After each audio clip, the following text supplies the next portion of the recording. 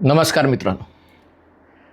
तुकाराम मुंडे महाराष्ट्रातच नाही तर देशभरात क्रांती करणार का, असा विचार सहजच माझ्या मनात आला.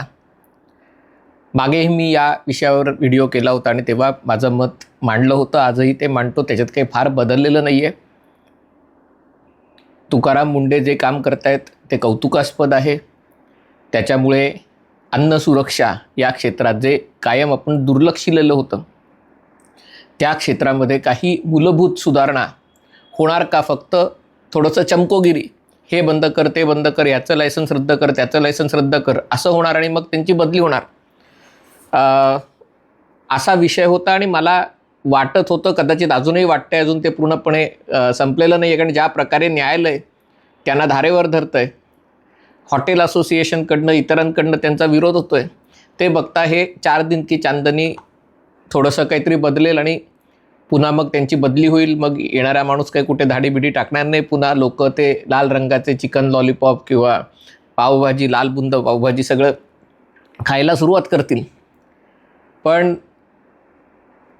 आता मोठ्या फूड चेन्स म्हणजे डॉमिनोज पिझ्झासारख्या रिटेल आउटलेटमध्ये ज्या प्रकारे या सगळ्या नियमांना धाब्यावर बसवून गोष्टी करताना दिसत आहेत, आणि त्यांच्या प्रेरणेने बहुतेक कर्नाटक आणि इतर राज्यातही FDAने अशा प्रकारच्या धाडी टाकायला सुरुवात केली.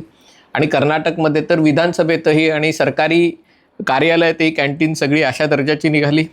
एवढंच नाही तर कुठे झुरळं निघाली, कुठे वाळवी लागलेली दिसली. डॉमिनोज पिझ्झासारख्या याच्यामध्ये व्हेज नॉनव्हेज एकाच ठिकाणी बनवलं जात होतं, म्हणजे त्याच्यामध्ये जे लिहिलेलं असतं त्याची काटेकोर अंमलबजावणी केली जात नव्हती. सहसा जी मोठ्या चेन्स असतात त्याच्यामध्ये शाकाहारी पदार्थांसाठी वेगळं स्वयंपाकघर किंवा वेगळी जागा, वेगळा प्लॅटफॉर्म असतो. कारण जो बनवणारा असतो त्याला काही एवढं लक्षात येत नाही आणि त्यामुळे एकातली गोष्ट दुसऱ्यातली गोष्ट एकात होत असते. लोक त्यांच्या आहाराप्रती जागरूक झाले. पूर्वी हा फक्त धार्मिक श्रद्धांचा किंवा परंपरेचा विषय होता. आता अनेक लोकांना अनेक प्रकारच्या ॲलर्जी झालेल्या आहेत. कोणाला दूध चालत नाही, कोणाला ग्लुटन म्हणजे जे आंबवलेलं पीठ आहे किंवा गव्हाचा मैदा आणि गव्हाचं हे ते चालत नाही. आणि त्यामुळे अशी जेव्हा ॲलर्जी असते तेव्हा मग तुम्ही जर एखाद्या पदार्थात एखादी गोष्ट नाही असं म्हणता आणि ती गोष्ट त्याच्यात असेल तर ही नुसती ग्राहकांची फसवणूक नाही तर ग्राहकांच्या आरोग्याशी हेळसांड आहे. पूर्वी भारतात माणसाच्या आयुष्याला किंमत नव्हती, आताही ती फार आहे, अशातला भाग नाही आहे. पण पूर्वीपेक्षा निश्चितच जास्त आहे. खास करून भारतातले मध्यमवर्गीय, उच्च मध्यमवर्गीय, श्रीमंत हे आपल्या आरोग्याबद्दल अधिक जागरूक झालेले आहेत. आणि दुसरीकडे घरी खाणं कमी आणि बाहेर खाणं जास्त असं होत आहे, किंवा आरोग्यपूर्ण खाण्यापेक्षा चटपटीत खाणं अनेक ठिकाणी वाढत आहे. आणि त्यामुळे अशा गोष्टी उघड झाल्यावर म्हणजे पिझ्झाच्या बाबतीत तर हे यापूर्वीही म्हटलं जात होतं की एवढ्या स्वस्त दरात यांना चीज वगैरे, एवढं चीज ओतप्रोत चीजने भरलेला पिझ्झा देणं शक्य कसं होतं. आणि मग नंतर गोष्ट समोर आली की ते जे चीज पिझ्झा दाखवतात त्याच्यात जे दुधापासून बनलेलं असतं ते चीज नसतंच, त्याच्यात दुसरंच काहीतरी असतं. अर्थात याच्यावर युक्तिवाद असा असतो की ज्यांना खायचे त्यांनी खावं, नाही खायचे त्यांनी खाऊ नये. पण या निमित्ताने धाडी पडायला लागल्या, लायसन्स रद्द व्हायला लागले. पण दुसरा विषय त्याच्याजवळचा तोही महत्त्वाचा आहे, आणि तो म्हणजे 80 ते 90% खाण्याच्या दुकानामध्ये लायसन्सच नसतं. जे लायसन्स आहे ते रद्द करणं सोपी गोष्ट आहे, पण ज्यांचं लायसन्सच नाही आहे, जे आपले झाडाखाली गाडी टाकून उभे आहेत आणि विकतायत, त्यांच्याबद्दल तुम्ही अशाच प्रकारची सक्ती दाखवणार का? ती सक्ती दाखवली तर त्याच्यातनं जो प्रश्न निर्माण होईल, कारण भारतामध्ये राजकीय लोकांशिवाय बाकी कोणी गरिबीसाठी, बेरोजगारीसाठी गळा काढत नाही. बहुतांश सामान्य लोक, गरीब लोक असतील, कनिष्ठ मध्यमवर्गीय असतील, त्यांच्या परीने हातपाय हलवतात, हातपाय चालवतात आणि आपलं पोट भरण्याचा प्रयत्न करतात. आणि त्यामुळे अगदी घरगुती स्तरावरही बायका काहीतरी खाण्याचे पदार्थ बनवतात. कोणी डबा सर्व्हिस चालू करतं, कोणी सकाळच्या वेळेला मुंबईमध्ये गिरण गावात असेल आणि हल्ली सगळ्याच रेल्वे स्टेशनच्या आजूबाजूला सकाळी 5:30-6 पासून रस्त्यावरच पोहे, उपमा, शिरा या सगळ्या गोष्टी बनवल्या जातात. मग रस्त्यावर जेव्हा गोष्टी बनवल्या जातात तेव्हा हेल्थ स्टँडर्ड, आरोग्याची स्टँडर्ड पाळली जातात का? नाही जात. खाणाऱ्या लोकांना माहिती असतं का? माहिती असतं, पण घरी बनवणं शक्य नसतं, घाई असते. आणि परवडणाऱ्या दरात, कारण त्याच्यातही दरामध्ये कुठे 25 रुपयाला 20 रुपयाला नाश्ता मिळतो, आणि तीच जर गोष्ट तुम्ही अशा हेल्दी हायजिनिक जागेमध्ये खाल्ली, तीही आता तिथे हायजीन नाही आहे आणि त्याच्यात झुरळं किडे बिडे आल्यावर ते तर भ्रमनिरास लोकांचा झालेला आहे तो.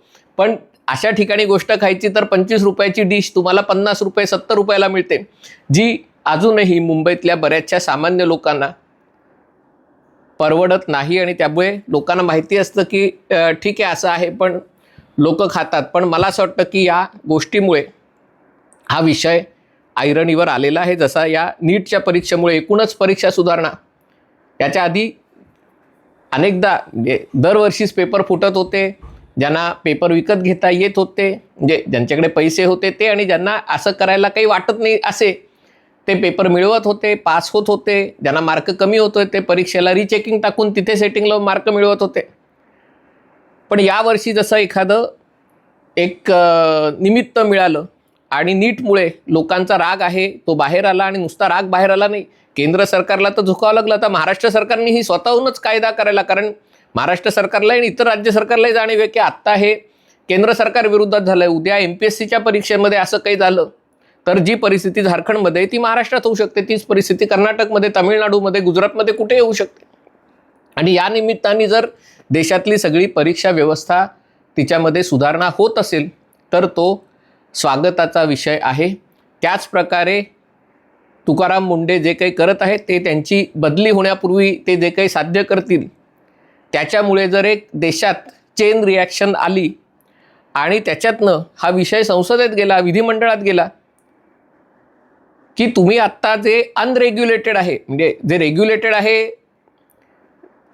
त्याच्यात नियम पाळले जात नाहीत, पण ज्याला नियमच नाही आहेत, जे बिना नियम चालू आहे सगळं, ते तुम्ही असंच चालू देणार आहात का तिथेही काहीतरी वेगळ्या प्रकारचे नियम, सुटसुटीत नियम करणार आहात?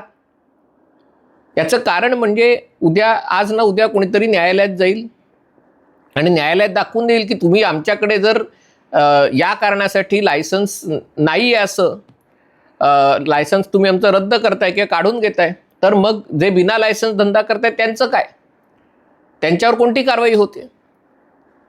महापालिकेची पदपथ रिकामे करण्यासाठी कारवाई होणं वेगळी, पण जे रस्त्यावर स्टॉल असलेले, काही कायदेशीर आहेत, काही बरेचसे बेकायदेशीर आहेत, त्यांच्या ज्या खाद्यपदार्थांची आरोग्यपूर्णतेची चाचणी कोण करणार हा विषय आला तर याच्यामध्ये न्यायालयालाही काहीतरी भूमिका घ्यावी लागेल. आणि मग न्यायालयाने भूमिका घेतली तर हे सगळंच थांबून जाईल, कारण त्यांना दूर करणं शक्य नाही, म्हणून यांच्यावरही सूडबुद्धीने कारवाई होते असा ते आरोप करतील आणि सगळ्या गोष्टी थांबतील. आणि म्हणून मला असं वाटतं की एका प्रकारे तुकाराम मुंडेंनी जी एक गोष्ट सुरू केलेली आहे त्याच्याबद्दल सगळीकडे त्यांचं कौतुक होतं, टीव्हीवर मुलाखती होत आहेत, पण त्याच्यातनं कायमस्वरूपी बदल घडवायचा असेल तर मला असं वाटतं लोकांनी हा विषय एकतर लावून धरला पाहिजे, म्हणजे एकतर मनावर घेतला नाही पाहिजे, आणि जर घ्यायचा तर तो तडीच नेईपर्यंत लावून धरला पाहिजे. याच्यातनं भारत अधिक आरोग्यपूर्ण होईल, कारण नाहीतर diabetes capital, heart disease capital सगळ्याचं राजधानी भारत आहे. तर या सगळ्या परिस्थितीत भारत अधिक आरोग्यपूर्ण होण्यास मदत होणार आहे. हा व्हिडिओ आपल्याला आवडला असेल तर कृपया लाईक करा, शेअर करा आणि चॅनल सबस्क्राईब करण्याची विनंती आहे. तुर्तास इथेच थांबतो. पाहत रहा MH48.